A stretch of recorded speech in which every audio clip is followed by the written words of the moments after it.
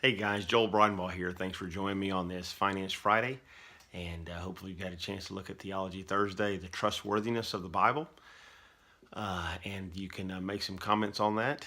On Monday, I'll be dealing with Marriage and Family Monday and talking about just the family in general.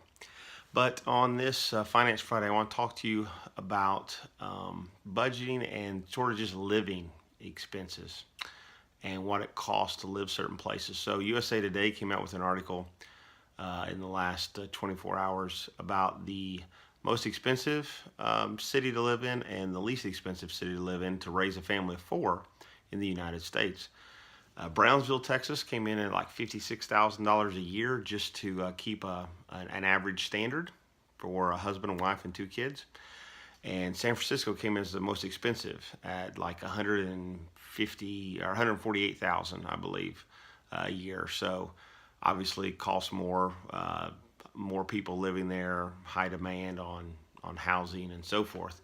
But that raises the question: what if it gets too expensive in your budgeting for your family? What if it gets too expensive to live in a certain place?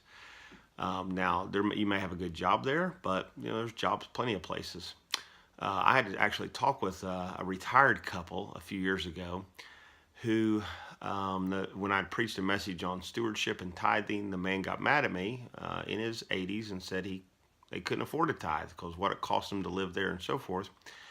And it was in Panama City Beach, which was the most expensive area of the Panhandle to live in.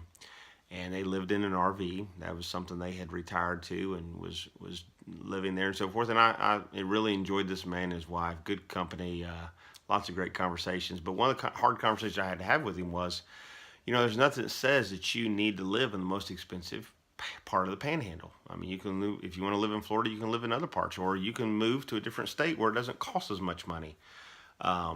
If is that keeping you from following God and obeying Him and what He's called you to do? And he had to stop long and think long and hard about that one. But that's something we often don't think. I've dealt with families before, and they say, we just can't make it here, and they keep coming back to the church or keep coming back to other family members and asking for financial help. And you can live in an expensive part of the country, and there's nothing that says you need to stay there if you can't provide for your family, or you keep kind of going underwater and can't keep your head above water.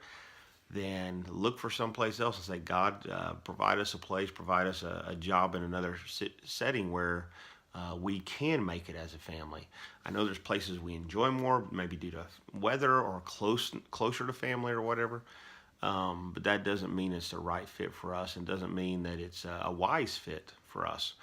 So think about that, and that's not to cause people to panic and so forth, but it may cause you to say, hey, we got to live in a different part of the country. Those are hard questions sometimes to deal with, but they're wise questions and sometimes the right questions to deal with. So I hope that helps you.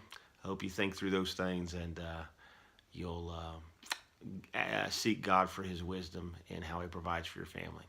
So you take care and look forward to any comments, questions you want to make. All right. See you soon.